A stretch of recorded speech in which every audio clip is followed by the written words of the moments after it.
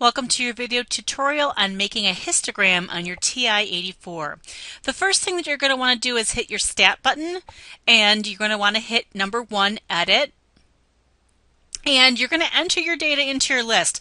I've already entered 29 pieces of data into my list 1, and they are to emulate scores on a recent test of mine. Then you're going to want to hit second, y equals, so it's going to be stat plot. You want to make sure that the stat plots are on. This is like a toggle. So right now 1 is lit, and I can, if I hit enter, I can go in and turn it off if I want to, but I actually want it on. So I'm going to hit enter to lock that in. And the type, you want to arrow over to the third one, so that you get the histogram. It looks like little bar graphs that are stuck next to each other. The histogram is different than a bar graph because histograms have got a range. So we're going to want to make sure our range is something specific.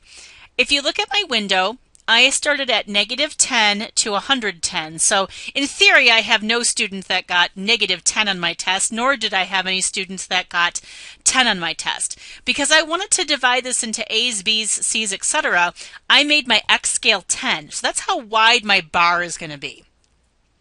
My Y minimum here is a -2. That's going to just so that I can have my axis. I don't like it when I can't see where my axis is on a graph.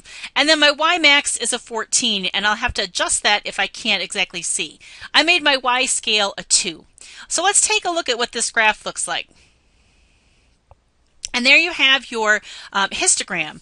And you can tell that it is a little bit different than other graphs. If you hit the trace button, you're going to get, let me move where the cursor's off the words there. See how it says minimum 30 and maximum is less than 40? So what we've got is that we had one student here, n is equal to 1, one student that had a score between 30 and 40.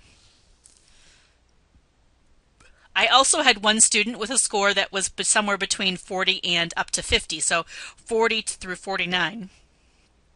Looks like I had 2 students that scored somewhere in the 50s, 3 in the 60s, 5 got a score of 70 to 79, which is a C, 10 of my students scored a B, and 7 of them got an A on this test.